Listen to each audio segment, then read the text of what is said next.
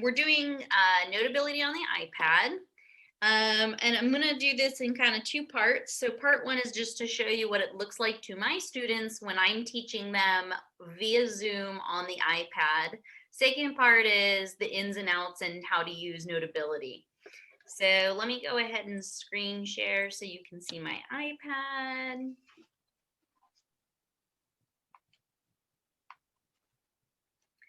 So again, I'll go over how I'm doing all of this in a minute, but first things first, Notability is the app at the bottom of the screen. That's the pencil surrounded by the blue background.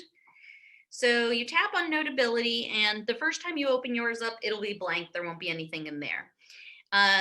But I will show you how to import stuff. Now, when I'm teaching students, I will open up a note packet such as this one. And I now have the ability to scroll in between the pages. If I want to jump from one page to the next, I can tap the rectangles in the upper right-hand corner, which represent pages. So I can flip to, I don't know, the middle of my note packet. I can jump around really quickly, or I can just scroll like that.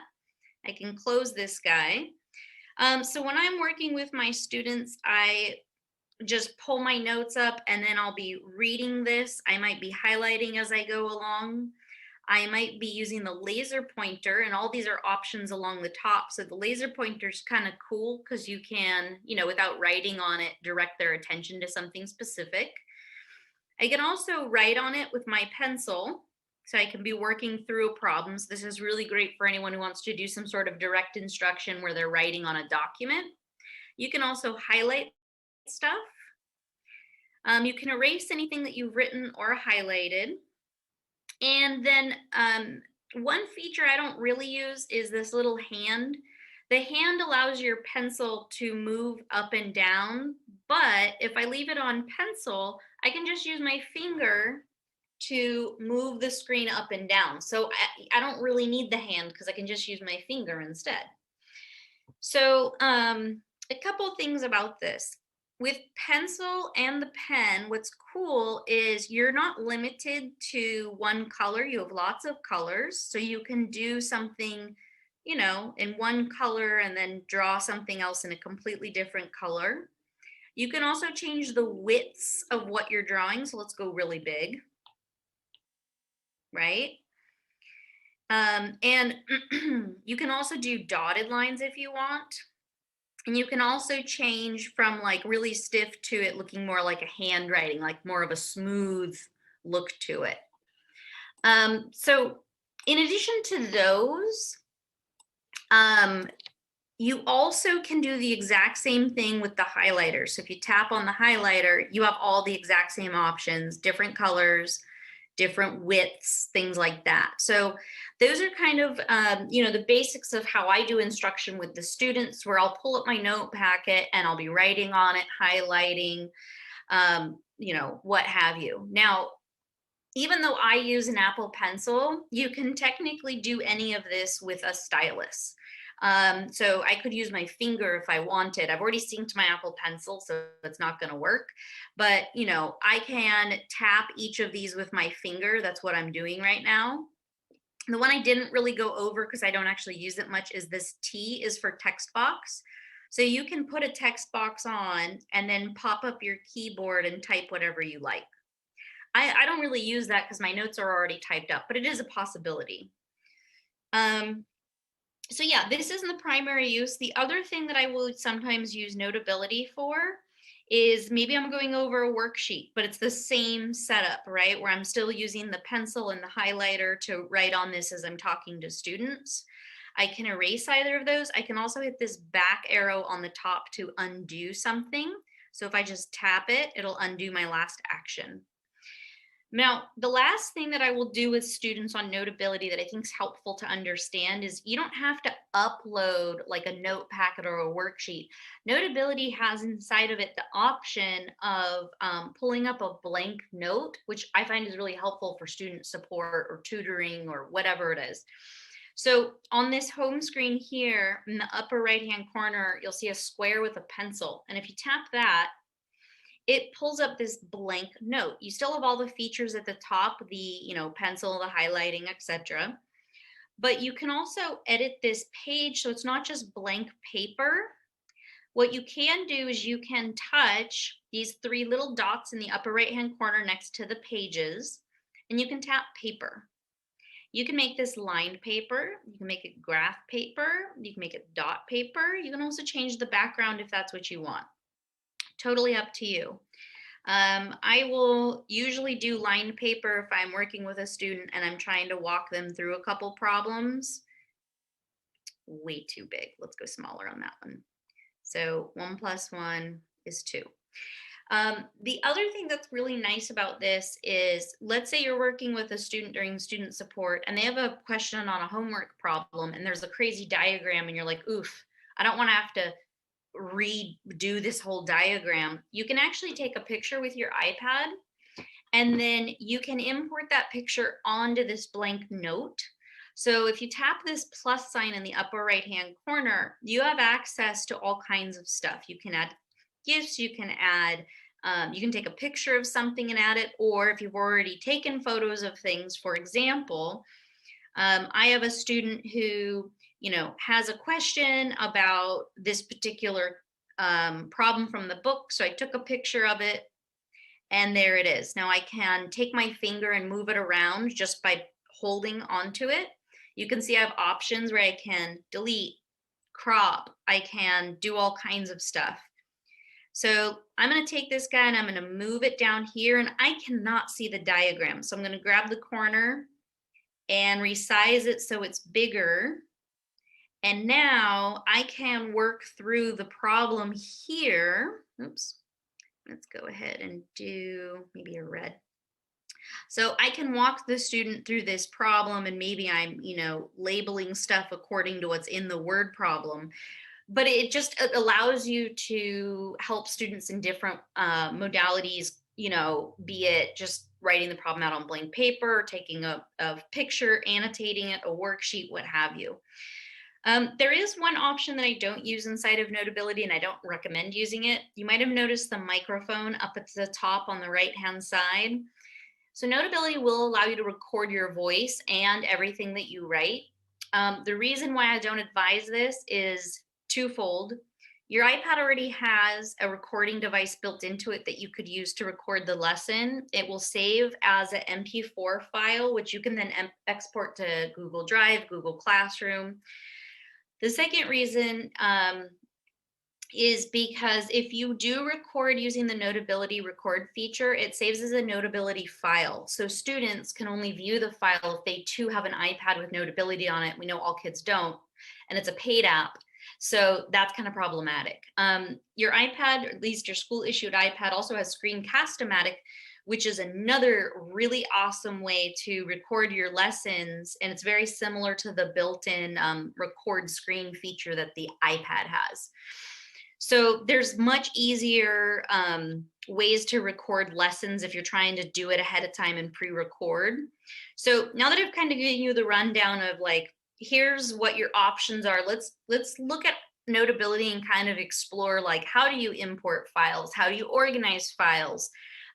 What are the different options? So first of all, in the upper right-hand corner, I already showed you that pencil in the square that just pulls up a blank note. That blank note will automatically get dropped to your all notes, which you can see is highlighted on the left side. So the one that we were just working on is this guy right here. Now I have a couple things. I can swipe left to have the option to delete it. So I would go like that and then just tap delete. If I want to file this somewhere, you can see I have 2 folders set up. I can just hold down and then drag it over to wherever I want to drop this thing, and then it will go into that folder. So math, let's say it's chapter 1. I'm going to put that in there, and you can see that it says 2 now because there's 2 notes inside of there. So how do you make these folders? So on the upper left-hand side, you'll see a plus sign. This lets you add subjects and then add subdividers. Once you have subjects and dividers set up, kind of like how I have, you can then drag and drop your notes into them. So I'll just tap on one. You can see it just, you're gonna pop up. You can type in what you wanna call it. When you hit done, there it is. So adding subjects and dividers are pretty simple. It looks the same either way. You just type in what you want it to be called and you're done. So that's how to make dividers. Now we also need to know, how do you import stuff? How do I add files that I can then put in a divider or that I can annotate? And to be honest, I actually don't use dividers. I import a note packet. I use it. When I'm done with that chapter, I just delete it.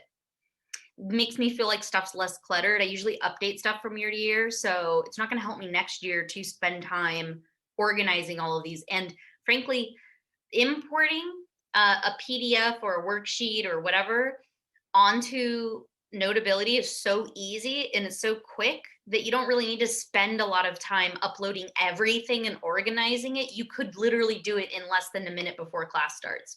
So let me show you how that works. In the upper right-hand corner, you'll see a square with a down arrow. That's your import option. And there's actually more than one way to import, so we'll explore both.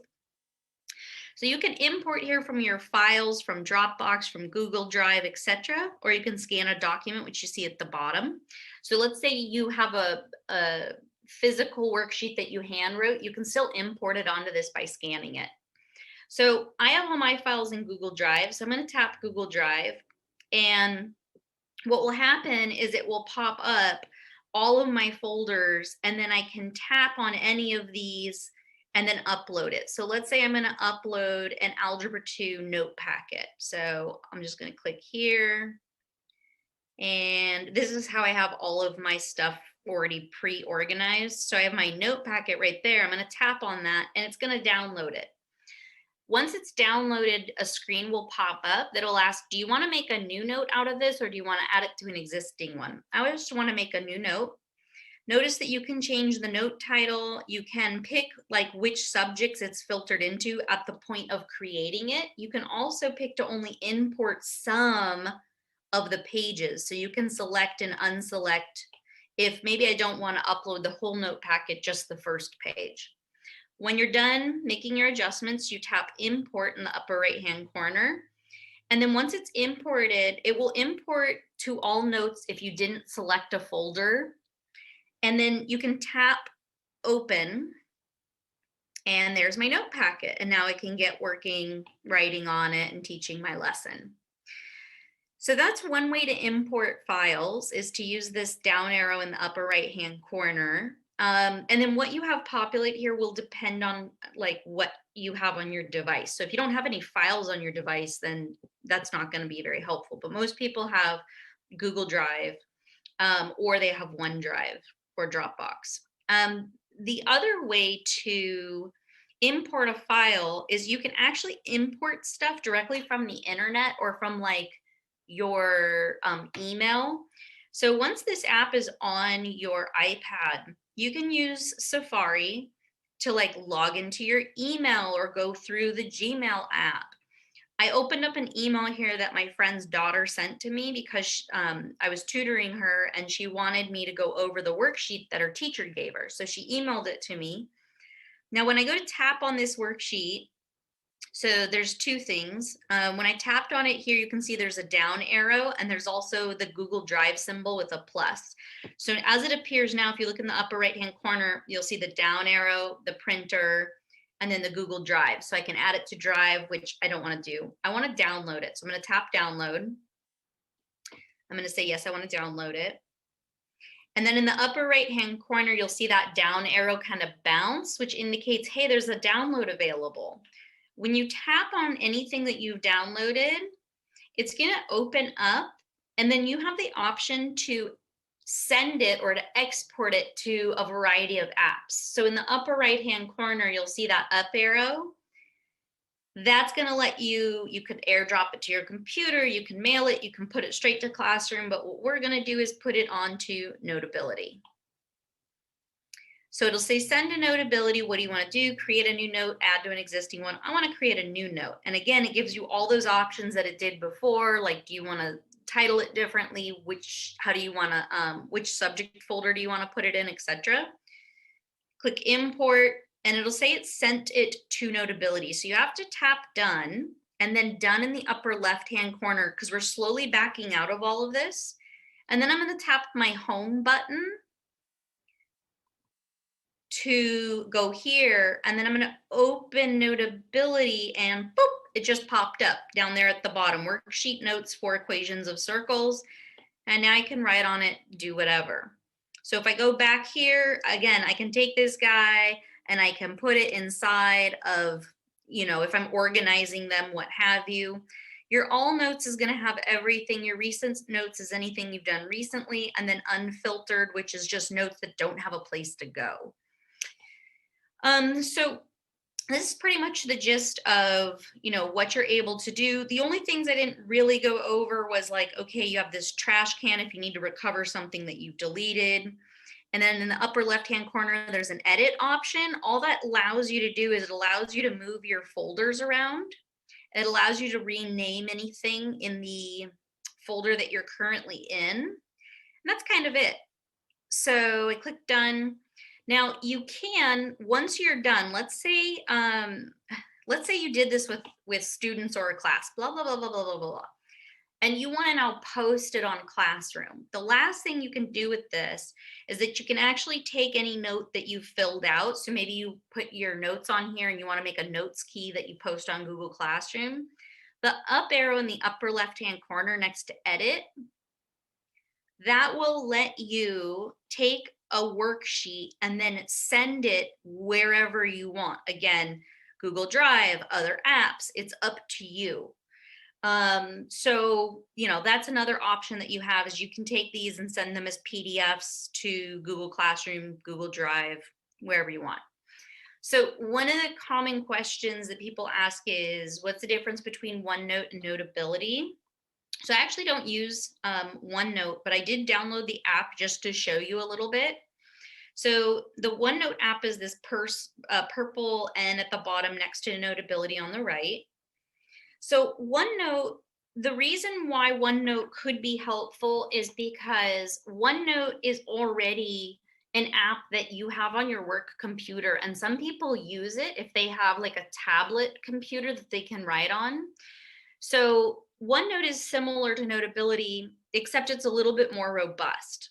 So with OneNote, you can create notebooks for each subject.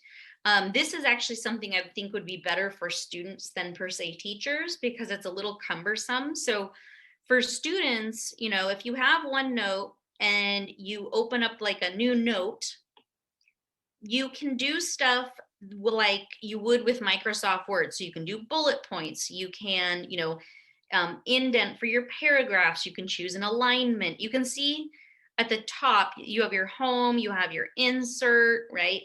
You have drawing feature. It's just got a lot more to it. So we can, you know, change your paper style just like Notability. The difference here being that I don't actually need to be able to edit any of my fonts. I actually have PDFs that I use for my note packet. I just need to be able to project and write on them. So for me, OneNote is not really what I need, but I actually have quite a few students that use OneNote to import or to type up assignments, to annotate them, or to import stuff, and then they can export it to Classroom. But yeah, it's just basically a much more robust version where it has like a word editing component to it. Whereas Notability just has, you can add a little text box, but it's not fancy where you can write full on paragraphs and things like that. So this might actually be better for like an English teacher. I'm not really sure. So I don't use OneNote, but you could. Like I said, it's just a more robust Notability. So all that being shown, there's one more biggie that I want to show, and then if there's, you know, any more questions, I can do those as well, which is, how do I do this? I am sharing my iPad and my notes. How, like, you have your iPad, you have Notability, but how do you do this? So first of all, you have to use Zoom, unfortunately. As of this moment, Google Meets doesn't have screen sharing for iPads. But if you use Zoom, Zoom has a feature where the host can click share at the bottom of the screen. Most people have seen this. And what you share is you have an option of like a whiteboard or share my screen. There's also a share option that pops up that says screen share with iPad either via cable or via AirPlay. So I use via AirPlay, and you can share your iPad or your iPhone actually. You do not have to have a MacBook to do this. So you can do this with a MacBook, you could do it with a PC. The feature that allows you to share your iPad with the computer so that students can see it is a feature inside of Zoom. So again, you would click screen share at the bottom of your screen, and then you would select iPhone/iPad via AirPlay, and then you click share. And then what will pop up is a screen that basically says connect to the Wi-Fi network, and then it'll have in air quotes the Wi-Fi network that your computer's on, because your computer and your iPad have to be on the same network or you can't screen share. Then it will tell you to tap screen mirroring, and it will tell you how to find it. It will say swipe down from the top right corner of your screen, and then it will say choose Zoom, and then in this case for me it says Danielle's MacBook Air. So I'm gonna drag from, I'm putting my finger on where the iPad is black, so the border, slowly drag towards the center, and this sub menu pops up. And there's a screen mirroring option right kind of in the middle. It says screen mirroring. And if I tap on it, I can see it says Zoom, Danielle's MacBook Air. When I tap on that and I wait a second, you're gonna see my iPad then pop up on your screen. So you can see that's what I see. And then I tap anywhere on the iPad outside of this box, and it closes that. And then this is the sub menu. And then I tap again and it closes that sub menu. So you can now see my screen. So that's how you do screen mirroring. The other thing with the screen mirroring is it doesn't always work if you don't have your Bluetooth on. Sometimes it's fine, sometimes it's not. So those are the two issues, is you have to be on the same network and your Bluetooth has to be on. I say that, but I've actually got it to work without it. So I don't know what the technical issues are there with that. But those are kind of the basics of, yeah, how to use Notability and how to use your iPad with Zoom to mirror and then to show and do notes with students. Okay, so outside of that, are there any other questions? I got a bunch. Okay, great. Fire away. So first of all, right now you're sharing your screen and then you're on there. I don't see my students though. Okay, so here's how that works. It's really interesting. So when I go to share my screen, so Zoom comes up with a bunch of, you can do the grid view or presentation view, whatever. I usually do the waffle, the grid view. Right. So when I click the waffle and then I screen share, the waffle goes down to like 3 or 4 of the students. Right. All I have to do to be able to see both, I have this shared. I actually can see the participants right now. All I'm doing is I click the waffle on the Zoom window where I can see people, and I'll be able to see all my students. Now, at first it won't look that way. It'll look like I can only see 3 or 4. Right. But if you drag the corner has like 3 little lines on it on the Zoom window where you're viewing people. If you have like 30 kids, it'll shrink down, you click the waffle, and then you grab the corner and you drag it out, and you'll be able to see all your kids again. And it will lay on top of the iPad on your screen on your computer. Now on here, I'm already writing on here. I don't need to be able to see it on my computer. I can see it right in front of my eyes like this, right? So I'm writing, I don't need to be able to see what I'm writing on my computer. I can see it in front of me. But what I can do is I take the students and I center them right on top of the iPad on my window.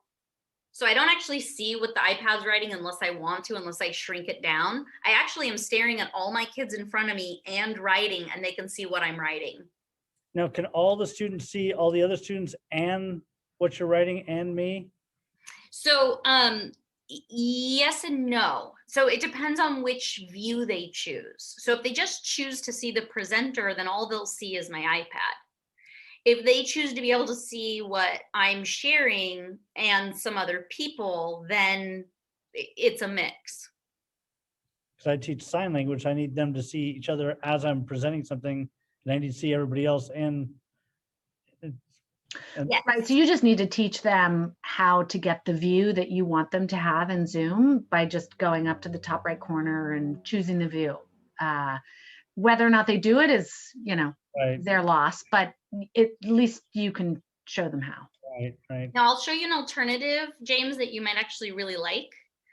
That will, now it's not going to be live, it would be pre-recorded, but it would allow for them to see each other and to see you talking or showing something. So there's something on your iPad called ScreencastOMatic. So it's, for me, it's the app right above the Netflix one on the far right. It's blue, like a blue circle. So ScreencastOMatic will take a video that it'll allow you to record your screen. So it'll allow you to record your screen and then it'll allow you to edit it and blah, blah, blah. Here's the cool part I want to show you. So this, you can see there's a video that I already recorded just for the sake of showing this. But ScreencastOMatic is self-contained. You can open it, tap record, and it'll record everything that you're writing, be it on Notability, something else, whatever. So I did that, and here it is. So I tapped on that. Now you can see it. I can hit play. And this is what I saw on my screen. I was able to close that out. I then open Notability, and then I begin. We have the 5.6 inverse of a function notes. Pairs of functions which have operations that undo each other are called inverse functions. So with this, that's really great, but I don't want my video to have this junk at the beginning. That's fine. I can tap edit at the bottom. And I can now trim, I can do filters, I can do text blur, overlay, I can narrate. So you could have a video of somebody doing sign language where you're narrating it. But the part of this, so again, I could just trim this where I cut that part off and boom, it just starts right where I want it to. So the part that I really like though is, hold on, there we go. So if I go back, I'll tap save. Well, no, I won't save it. So I can use it later. So I'll go discard. Okay. The thing that I really like about ScreencastOMatic is, do you see at the bottom, you can share, you can edit, and you can face cam. So if I tap face cam, what do you see? You. So you can have a video of something playing in the background, and then you can have a face cam on top of it, talking and recording, hello, here's what we're doing. Oh my goodness, it's in real time. So it's a cool feature because it'll layer you doing whatever on top of a video that you've already pre-recorded. So you can see there it's doing the whole inverse thing and whatever. So that doesn't necessarily totally address your needs, but it is something I wanted to show you because I thought that might be something that you actually could really use, or someone who's wanting to talk over a video of like a map and geography or whatever, you know, it could be, it's a cool way to go about it where you can personalize it for your students. Right. And that's not Notability per se, that's just ScreencastOMatic, but I thought it was really cool. Yeah. How about my Notability does not have that laser pointer. So this is kind of, okay, so there's two things. Thing number one is, depending on when it got uploaded, may or may not have the laser pointer. So like I have an old version on my other iPad that doesn't have the laser pointer, and then this one does, which I thought was really cool and fancy.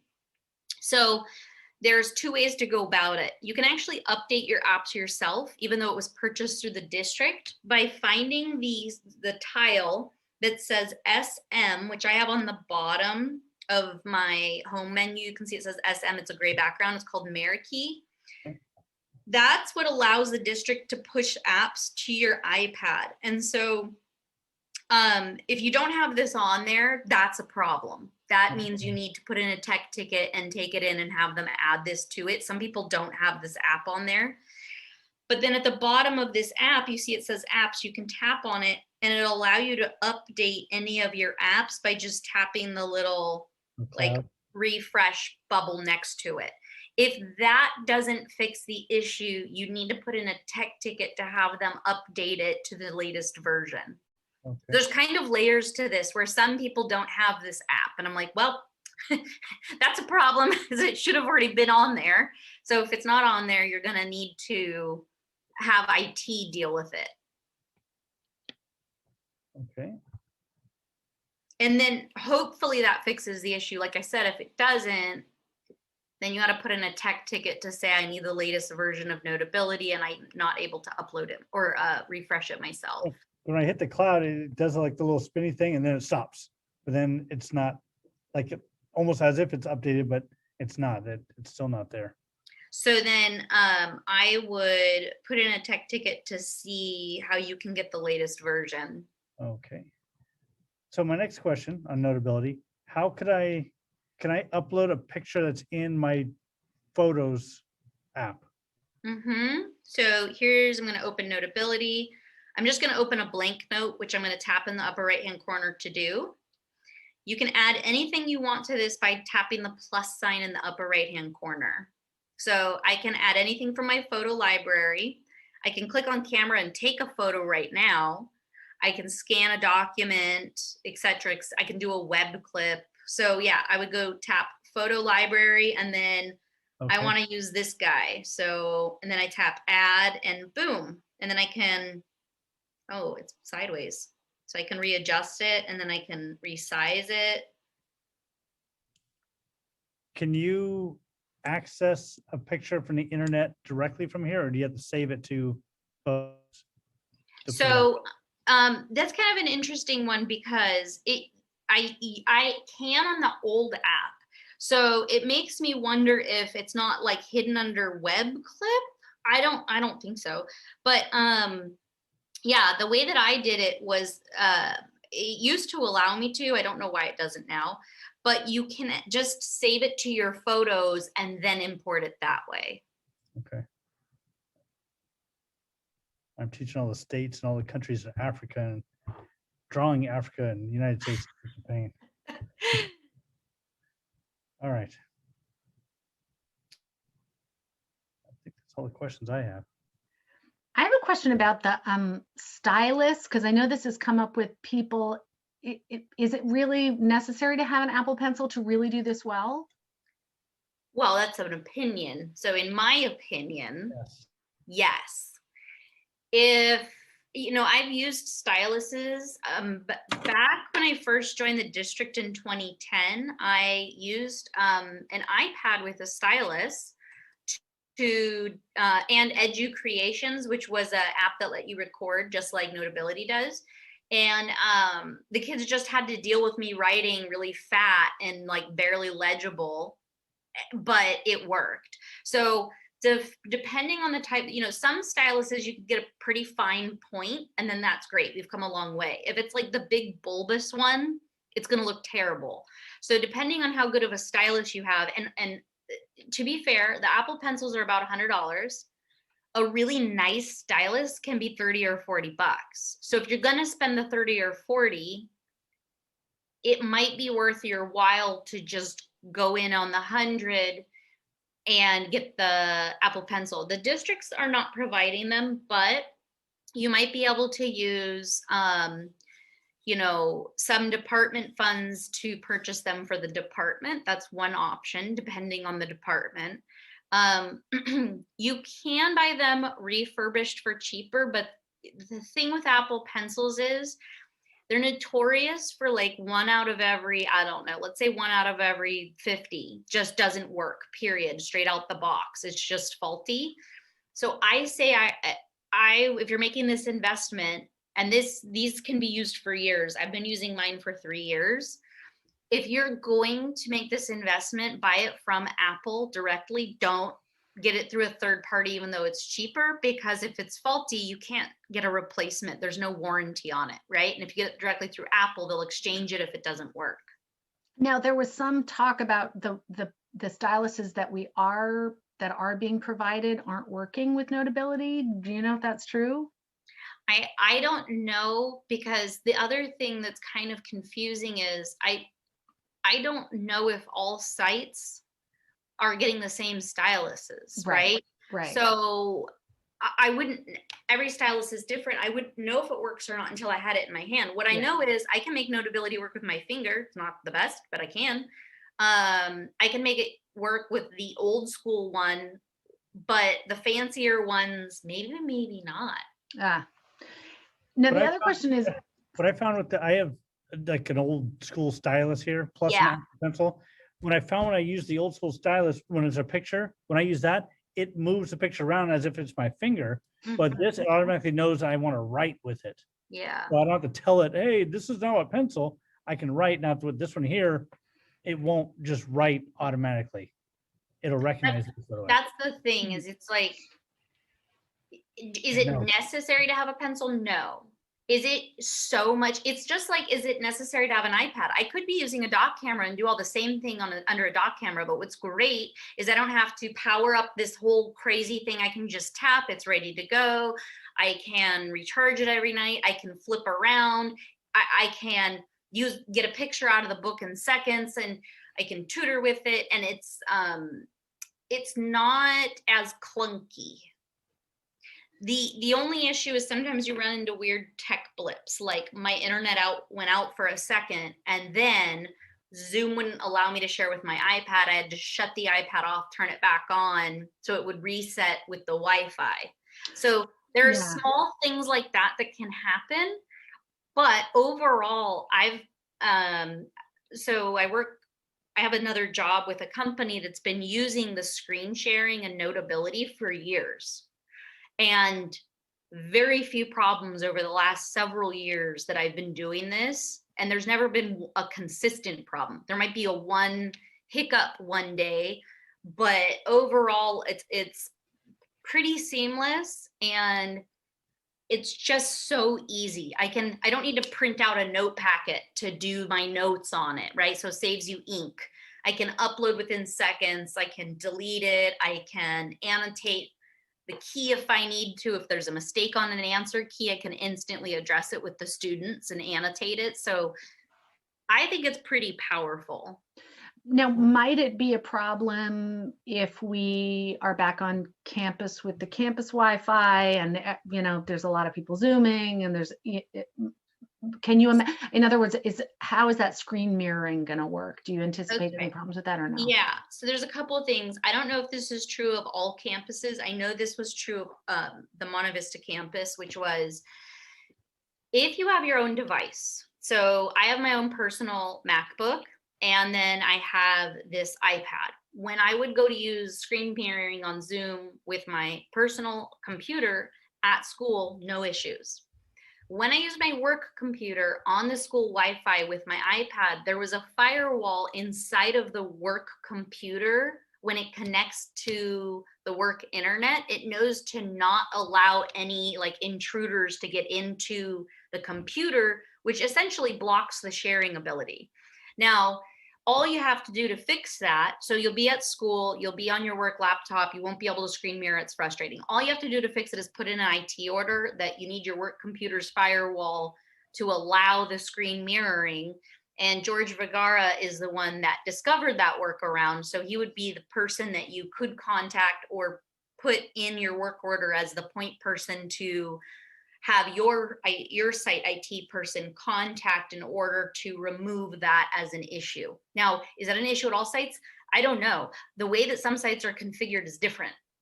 Mm-hmm.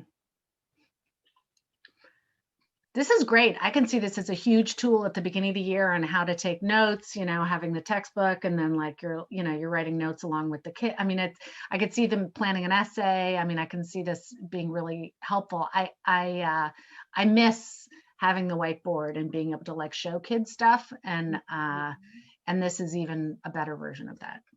And what's interesting is I've had I would say a good chunk, I wouldn't say all or the majority, but a chunk of kids who see what I'm doing, and then they realize, oh, I don't have to print stuff out, right? Which is a huge issue for kids at home. I don't have to print stuff out. If I have an iPad, I can use OneNote or Notability. For them, usually OneNote's a little better because you have the Word formatting options.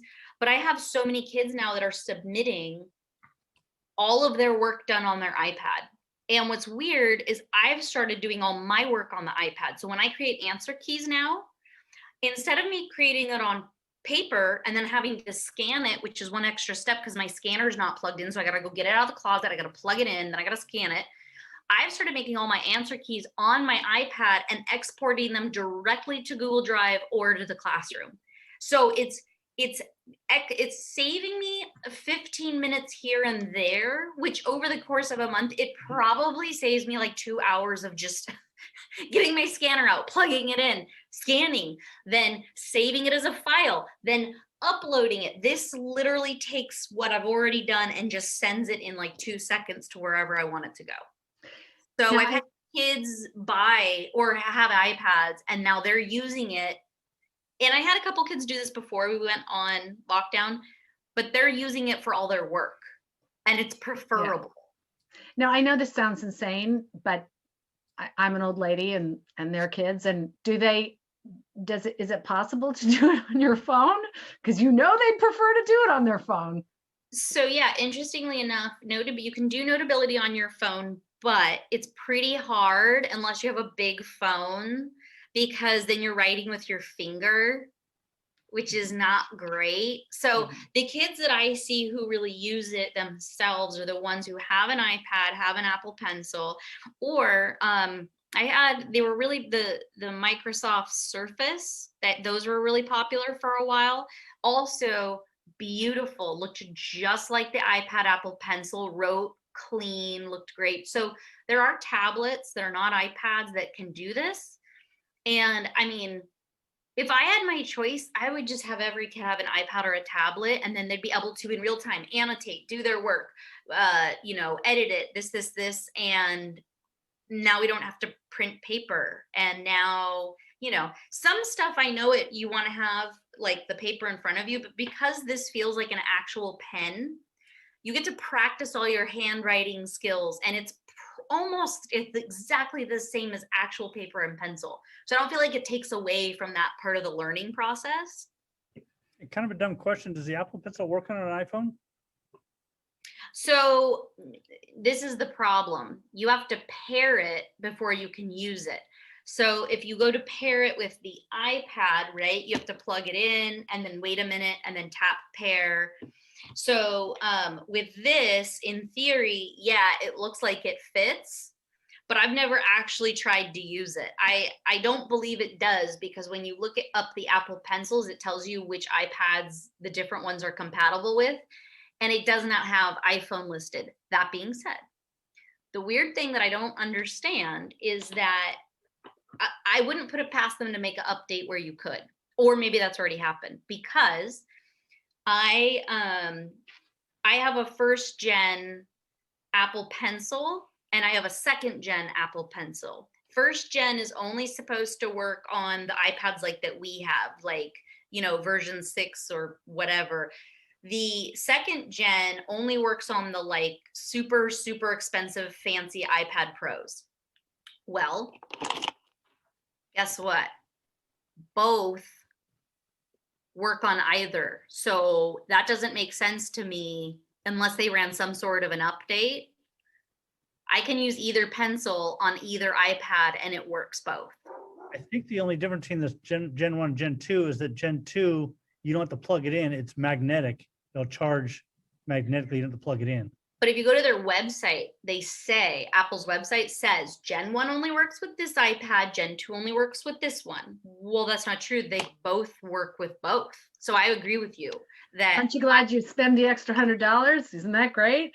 Yeah, so I agree with you that the difference is not which iPad it works with, but also because they say that it does, that's old information. And then also, could it be old information that they don't work with iPhones? Maybe if not now, maybe in the future. I don't know.